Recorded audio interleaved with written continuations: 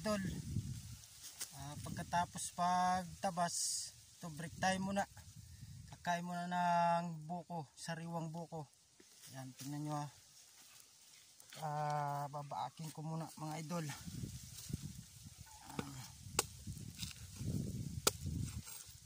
Habang nagbi-break time, buko time muna tayo.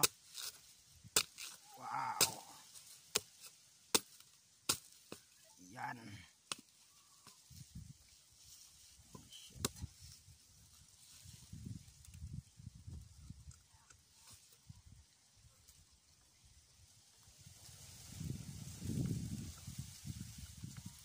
Ayan mga idol oh. Ayan. Tapos higupin yan pag ganito oh.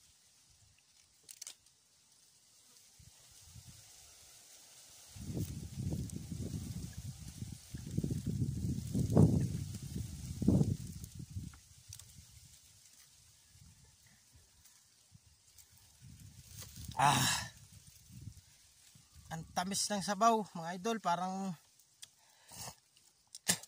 may asukal. Ano?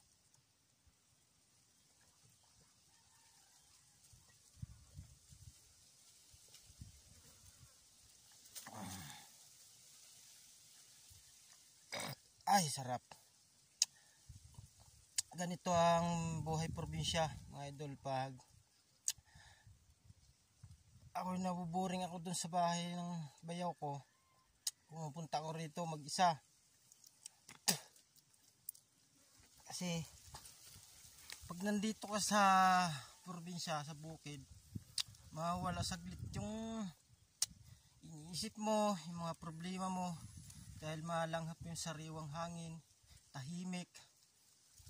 Tapos yung mga maririnig mo lang yung mga huni ng mga ipon, ganun.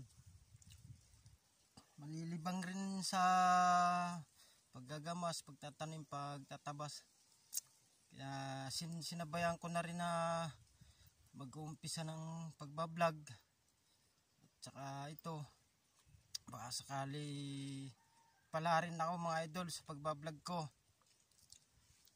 Kasama kayo, aking mga followers, saka aking mga supporter dyan. Sana ay suportaran nyo ako. Kasama kayo sa aking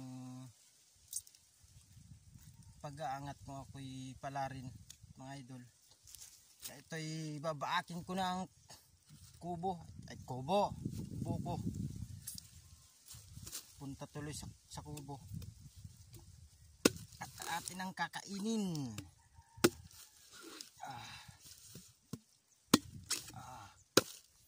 Ayun. Tamang tama lang idol ang laman niya oh.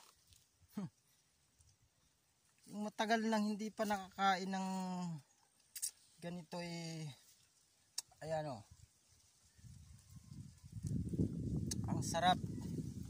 Sigurado tulo laway nyo kakatingin sa akin. Joke.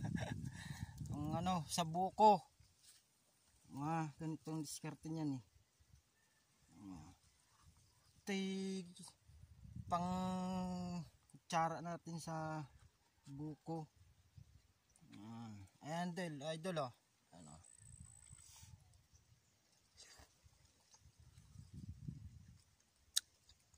Sarap.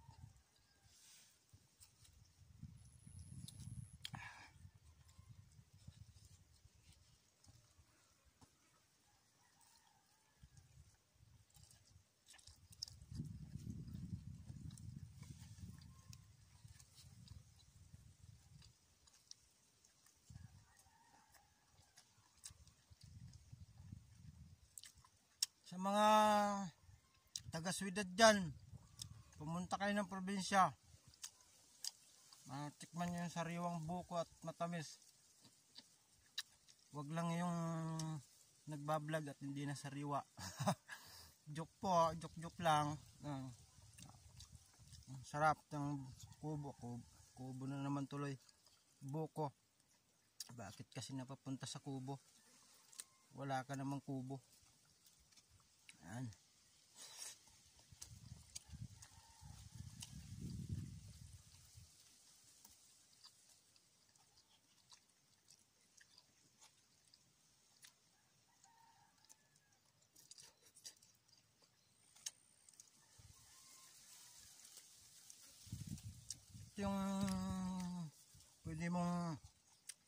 lagyan ng asukal, gatas, saka yung sabaw niya. Paghalo mo, lalong masarap. Kung gusto mo naman na ganito lang, natural lang na siya, wala nang halo. Yan.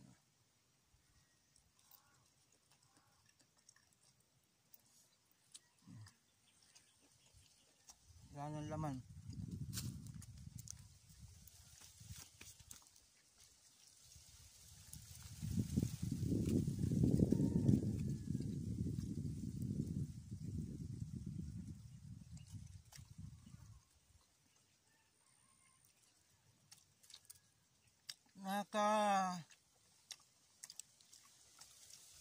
Nakapagod din yung pagtabas mga idol, pero okay lang. Kasi ito na yung ito na yung buhay probinsya eh. Kaya tiyaga lang.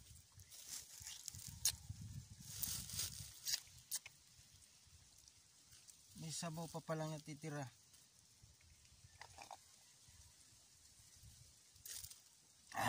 Ito na namang isa.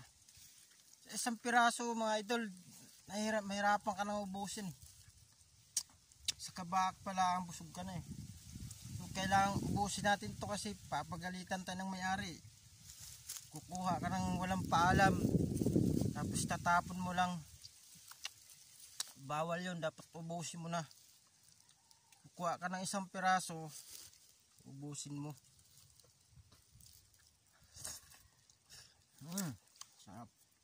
Yung medyo manipis pa, ang sarap ng sarap ng laman. Meron kasing nitong medyo matigas na eh, magulang na, huwag yun. Yung sakto lang mga idol, para yung sa pag-ibig, huwag sumubra, kasi pag sumubra masira ang buhay mo. Joke. Yung sakto lang. At sa mga nga pala dyan, sa may mga forever, sa may mga juwa dyan, sabi nila, ang pagmahal wag sobra, sakto lang. Yung parang ganitong buko, sakto lang sa laman. Kasi pag sobra, matigas na yung buko, wala nang lasa. Para yung pag-ibig sa umpisa masaya, pag tumagal na, wala nang lasa. Hugot tayo muna mga idol.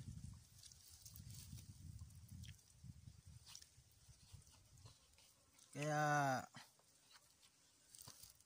bago pumasok sa sitwasyon ng relationship na yan, itingnan mo muna yung parang buko din. Itingnan mo muna kung baka naman wala pang laman o magulang na, hindi mo rin mapakinabangan ang laman ng buko. Busog na ako. Mga idol, maraming salamat sa panonood ng video ko. Paki-follow naman ang Facebook page ko. Maraming salamat. Paki-share and comment na lang po. And like. Salamat po.